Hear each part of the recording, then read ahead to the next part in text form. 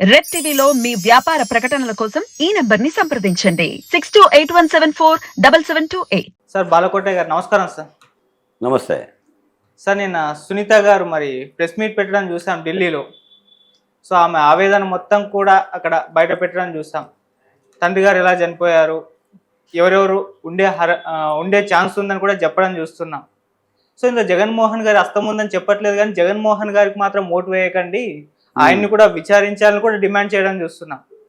So ఏం చెప్తారు మొత్తం ఆమె ఆవేదన గురించి కానివ్వండి, జగన్మోహన్ రెడ్డి గారికి ఓట్లు వేయొద్దని చెప్పినందుకు కానీ, మరి వీళ్ళ వైసీపీ వైపు నుంచి చూస్తుంటే ఇది టీడీపీ వైపున ఉండి ఆమె మాట్లాడుతుందని కూడా చెప్పడం చూస్తున్నాం. మీరేం చెప్తారు సార్ దీని గురించి? ఆచార్య గారు ధన్యవాదాలు సార్. అన్నం ఉడికింది లేదు అనేది మీరు ఎలా చెప్తారు? ఒక పలుకు చూసి ఒక మెతుకు పట్టుకొని చూస్తారా, లోపల చేయబెట్టి తిప్పుతారా? ఒక పలుకు చూసి ఒక మెతుకు పట్టుకొని చెప్తారు. అవును, మొత్తంగా జగన్మోహన్ రెడ్డి గారి యొక్క 5 సంవత్సరాల పరిపాలన గురించి ఒక్క మెతుకుతో చెప్తాను. Okay sir. ఒకటి గొడ్డల వేటు, 2 కోడికత్తి. ఈ రెండే జగన్మోహన్ రెడ్డి గారి పరిపాలనకి సాక్షిపోతుంది. గొడ్డల వేటులో చచ్చిపోయింది ఆయన సొంత బాబాయ్. అవును, మీ బాబాయ్ కాదు, మా బాబాయ్ కాదు. ఎవరు బాబాయ్? జగన్మోహన్ రెడ్డి గారి బాబాయ్. సునీతారెడ్డి గారికి మీ చెల్లెలు కాదు, నాకు అక్క కాదు. ముఖ్యమంత్రి జగన్మోహన్ రెడ్డి గారికి చెల్లెలు స్వయాన. ఎవరు న్యాయం చేయాలి?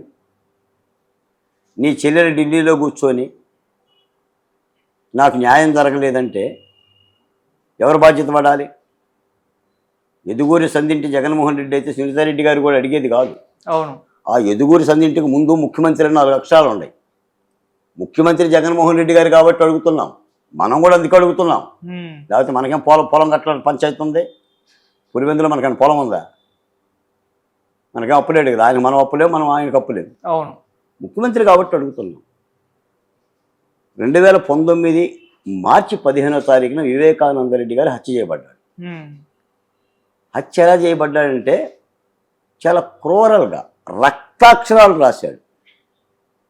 మొట్టమొదట సాక్షిపత్రిక నారాసుర రక్త చరిత్ర అని చెప్పి చంద్రబాబు నాయుడు చేతికి పెద్ద కత్తిచ్చి అలా ఫోటో చేసి మరి చెప్పింది. అవును, తీరా ఏమైందంటే అది నారాసురం రక్త చరిత్ర కాదు, వైఎస్ఆర్ రక్త చరిత్రలాగా మారిపోయింది.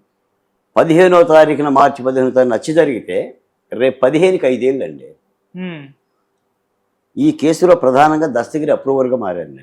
అవును, ఈ కేసుకు 5 ఏళ్ళు పట్టిందంటే సిబిఐ దర్యాప్తులో మరి దీన్ని జగన్మోహన్ రెడ్డి గారి బాధ్యత పడరా? ఏమంటారు? ఈ కేసులో ముద్దాల సంగతి చెప్తున్నా.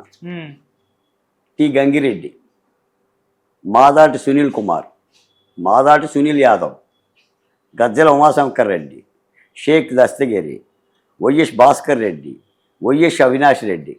తెలుగుదేశం వాళ్ళు ఇల్లు లేదు, తెలుగుదేశం పార్టీ నాయకులా కాదు. ఇలా పేర్లు ఎవరు పెట్టారు? సిబిఐ వాళ్ళే. మరి సదర్ రామకృష్ణారెడ్డి గారు ఏం మాట్లాడుతున్నారు? సునీతారెడ్డి మాట అని చిలక పలుకులంట, చంద్రబాబు నాయుడు గారు మాట్లాడిస్తున్నారంట. ఇప్పుడు ఎవరు చిన్న మెదడు దిగిపోయింది? మనిషికి 2 మెదడులు ఉంటాయి, పెద్ద మెదడు, చిన్న మెదడు.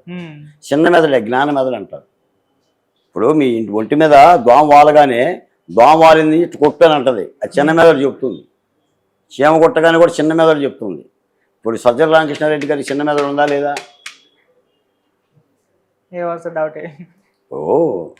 తన తండ్రిని కోల్పోయి న్యాయం చేయమంటే ఆమె చిలక పలుకులు అని. ఇప్పుడు ఇంకో మాట కూడా, అవినాష్ రెడ్డి, మనం ప్రజల కోసం మాట్లాడుతున్నాం. ఇది జగన్మోహన్ రెడ్డి గారి, సునీతారెడ్డి గారి, మరొక రెడ్డి గారి యొక్క సొంత పంచాయతీ కాదు. ఇది ఒక ప్రభుత్వం, ఒక వ్యవస్థ. జరిగింది నేరం, విచారిస్తుంది కేంద్ర ప్రభుత్వ దర్యాప్తు సంస్థ. అవును, ప్రజలు చూస్తున్నారు. దోషులు పట్టుకోవాల్సిన బాధ్యత ఉంది.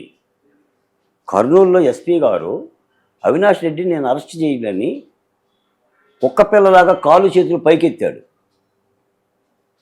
అది రాష్ట్ర ప్రభుత్వం బాధ్యత కాదా? సిబిఐ అరెస్ట్ చేయమంటే ఎస్పీ అరెస్ట్ చేయలేదు కర్నూలులో. ఎవరు బాధ్యత పడాలి? డీజీపీ బాధ్యత పడ్డా, ముఖ్యమంత్రి బాధ్యత పడ్డా, సజ్జల రామకృష్ణారెడ్డి బాధ్యత పడ్డా, ఎవరు అరెస్ట్ చేయాలి? ఎందుకు అరెస్ట్ ఆగింది? అంటే రాష్ట్ర ప్రభుత్వ పాత్ర లేదది. సునీతారెడ్డి గారు అదే చెప్తుంది. 2 కోడికత్తి సీరు 5 సంవత్సరాల 5 నెలలు అండి.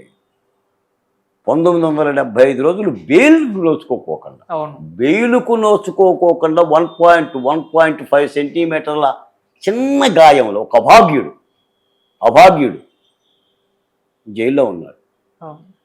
రానివ్వలేదు కదా సార్. ఉమ్. గొంతు నరాలు దిగిపోయే విధంగా మేము అరిస్తే,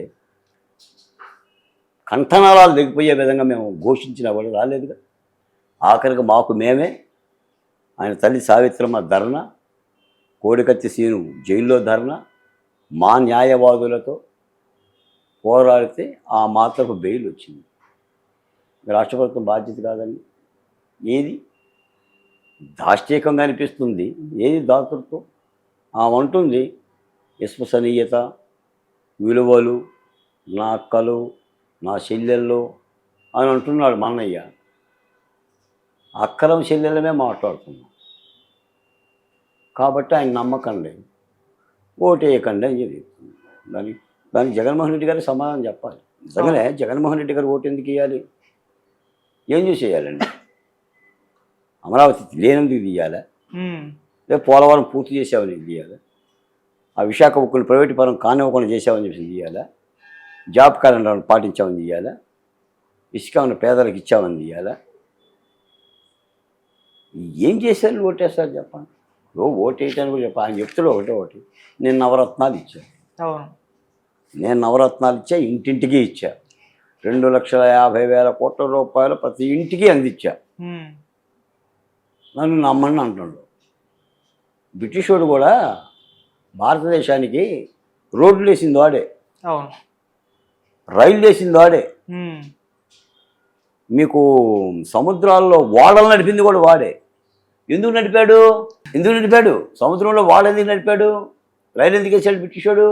ట్రాన్స్ఫర్ చేసుకోవడానికి, వాళ్ళ షిఫ్టింగ్, వాడి సైన్యాన్ని భారతదేశం తెచ్చుకోవడానికి రైలు వేశాడు, రవాణా వ్యవస్థను తీసుకెళ్ళడానికి షిఫ్టింగ్ చేశాడు. మరి జగన్మోహన్ రెడ్డి గారు కూడా ఈ బాధుడు మా మెత్తి మీద ఈ నవరత్నాలు మమ్మల్ని బాధి, ప్రజలను బాధి నువ్వు ఇస్తున్నావు. మీరు ఎక్కడి నుంచో తాడేపల్లి నుంచి తెచ్చేవట్లా, మీ సొంత డబ్బులు ఇవ్వట్లా, ప్రజల డబ్బులే ఇస్తున్నావు నువ్వు. దానికి ఆయన అభివృద్ధి అని చెప్పి పేరు పెడుతున్నాడు. ఏది అభివృద్ధి? రాష్ట్రం గొల్ల అయిపోయింది. కాబట్టి తప్పనిసరిగా నాకు తెలిసిన మాట చెప్తున్నా, నిజంగా వైఎస్ సునీతారెడ్డి గారు ఢిల్లీ స్థాయిలో ఈ పోరాటం చేయకపోతే సునీతారెడ్డి గారిని ఈ పార్టీకి హత్య చేసేవాళ్ళండి ప్రభుత్వం. ఆమె స్వయంగా ఎన్నోసార్లు చెప్పింది నాకు ప్రాణభయం ఉందని. ఈ రోజు కూడా దస్తగిరికి ప్రాణభయం ఉందండి. నిన్న నేనే ఒక ప్రధానమైన ఛానల్ డిబేట్లో పాల్గొంటే అందులో దస్తగిరి కూడా పాల్గొన్నాడు. ఇప్పటికీ ఆయన ఆరోపణ ఏంటంటే నా ప్రాణాలకు ముప్పు ఉంది అని. ఇప్పుడు వ్యవస్థలు పనులు చేయమన్నాను తప్ప నిజంగా ఈ వైఎస్ కుటుంబానికి వివేకానంద రెడ్డి హత్యతో సంబంధం లేకపోతే నిర్దోషులుగా చెప్తారు. అసలు విచారణ సంస్థలనే మీరు పాటించుకోకుండా 5 ఏళ్ళుగా మీరు తొక్కుబడితే వ్యవస్థకి ఏ నమ్మకం? అందుకనే అత్యున్నతమైన సిబిఐని బిఐ అని అంటున్నారు. భారతదేశంలో విచారణ సంస్థలో అత్యున్నతమైన సంస్థ సిబిఐ. అవును. దాని పరువు పోతుంది. మీకు డాక్టర్ సుధాకర్ విషయంలో కూడా సిబిఐ ఏం చేయలేదు. అవును. దాన్ని మేము కోరాం విచారణ, ఏమీ లేదు. ఏవి విచారణ సంస్థలు? ప్రభుత్వ రాజ్యాంగ అంగాలు. కాబట్టి ఆ సునీతారెడ్డి గారు మాట్లాడటం అనేది తప్పేమీ లేదు. ఇప్పటికీ న్యాయం జరగడం లేదు. దానికి సజ్జల రామకృష్ణారెడ్డి గారి చిలక పలుకులు పలకడం, ఆయన చిలక పలుకులు, సునీతారెడ్డి గారి చిలక పలుకులు కాదు, జగన్మోహన్ రెడ్డి గారి చిలక పలుకులు పలక వ్యవస్థలను వదిలేస్తే వాటి పని అవి చేసుకుంటే ఏనేం చేయనక్కర్లా. ఓకే. రాష్ట్రంలో ముఖ్యమంత్రి గారు చేయనక్కర్లా, సజ్జల గారు చేయనక్కర్లా. వివేకానంద రెడ్డి హత్య కేసులో వ్యవస్థలు చేస్తాయి, చట్టం తన పని తాను చేస్తుంది. ఆ చట్టాన్ని వదిలేస్తే సరిపోద్ది. మీరు చట్టానికి తాళ్ళు వేసేసి కుక్కపిల్లలాగే బొమ్మల దగ్గర కూర్చోబెట్టుకొని పాదాల దగ్గర కూర్చుంటే ఇలాగనే ఉంటుంది. రాష్ట్రం పరువు పోతుంది, వ్యవస్థలు పరువు పోతుంది.